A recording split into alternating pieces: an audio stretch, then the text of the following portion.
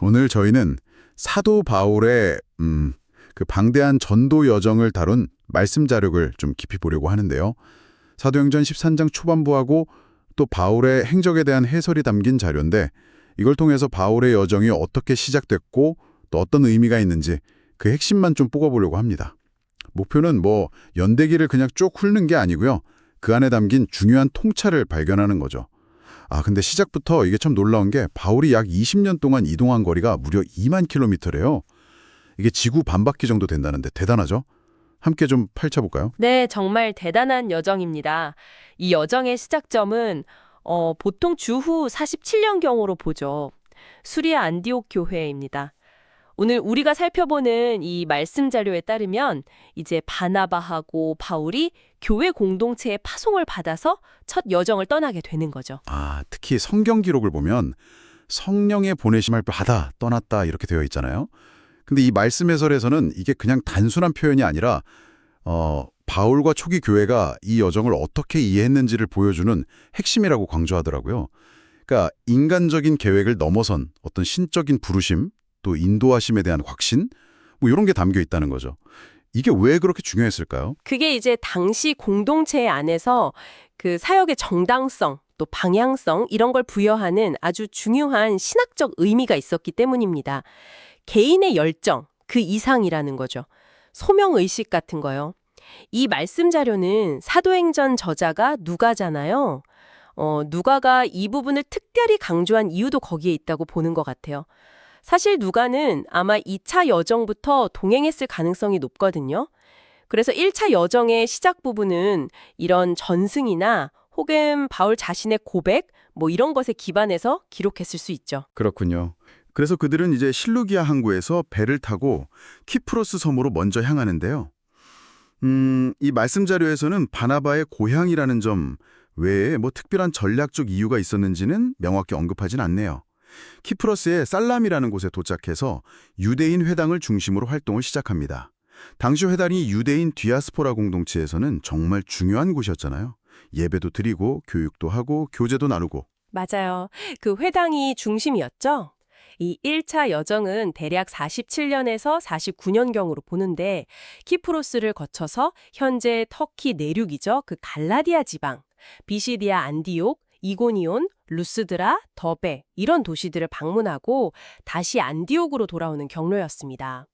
신약 성경에 갈라디아서가 있는데 바로 이 시기, 이 지역 교회들이 겪었던 문제들과 아주 깊은 관련이 있죠.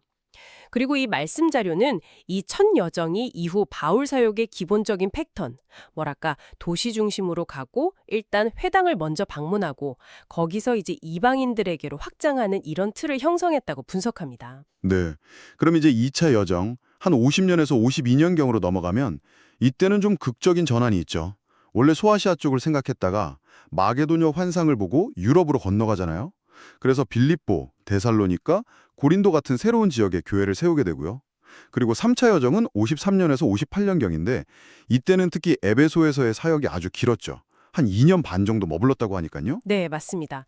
이 말씀 해설에 따르면 그때가 바울의 사역이 가장 왕성했던 시기 중 하나로 꼽혀요.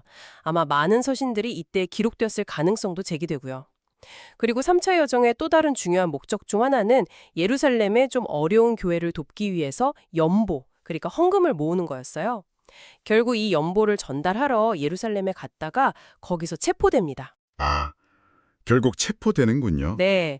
이후에 가이사리아라는 곳에서 한 2년간 구금되었다가 자신이 로마 시민이니까 황제에게 직접 재판받겠다 이렇게 요구를 해서 로마로 압송되죠. 로마에서의 첫 구금, 이게 한 60년에서 62년, 63년경인데 이때는 그래도 비교적 자유로운 상태였다고는 하는데 그래도 쇠사슬의 메인 몸이었다는 표현처럼 제약은 분명히 있었겠죠. 그렇죠. 가택연금 같은 형태였을 수 있지만 자유롭진 않았죠. 바로 이때 쓰인 편지들이 우리가 잘 아는 골로새서, 에베소서, 빌립보서, 빌레몬서 같은 이른바 옥중 서신이고요. 맞습니다.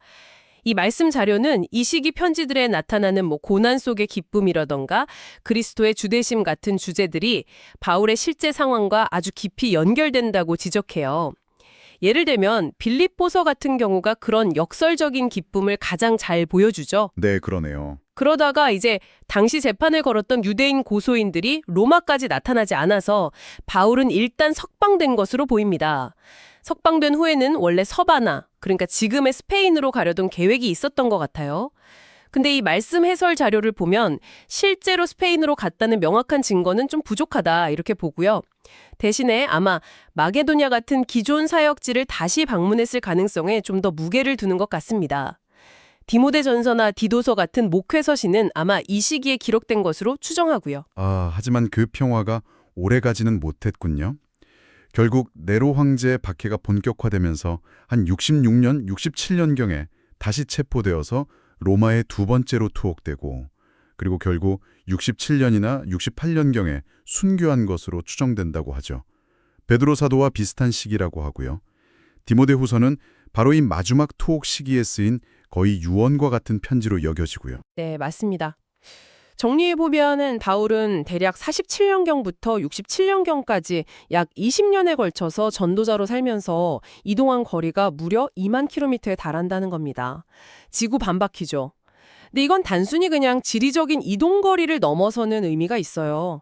이 과정을 통해서 초기 기독교는 유대교의 한 분파를 넘어서 세계적인 종교로 확장될 수 있는 발판을 마련했고요. 그리고 신약 성경의 거의 절반 가까이가 바로 이 치열했던 삶의 여정 속에서 탄생한 겁니다. 이 말씀 자료가 강조하는 것처럼 바울의 그 여정 자체가 하나의 거대한 메시지였다 이렇게 볼 수 있는 거죠. 와, 오늘 이 말씀 자료를 통해서 바울의 여정을 쭉 따라가 보니까 정말 성령의 인도라는 그 확신에서 시작된 발걸음이 얼마나 멀리 또 얼마나 깊이 영향을 미쳤는지 새삼 느껴지네요.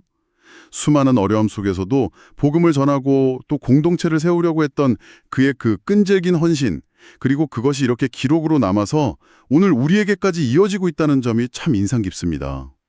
그렇죠. 바울의 여정은 어떤 신념을 가진 한 인간이 세상을 어떻게 변화시킬 수 있는지를 보여주는 아주 강력한 사례라고 생각해요. 단순히 지리적인 이동을 넘어서 사상의 전파, 공동체의 형성, 그리고 중요한 문헌들의 탄생까지 이끌어낸 아주 복합적인 과정이었다는 걸 기억하는 게 중요합니다. 네. 청취자분께서는 오늘 이 말씀을 통해 어떤 점이 가장 중요하게 다가오셨나요? 만약 여러분에게 바울과 같은 그런 확고한 신념이나 목표가 있다면 그것을 위해서 기꺼이 어떤 여정을 감수하고 또 떠나볼 수 있을지 잠시 생각해 보시는 것도 좋지 않을까 싶습니다.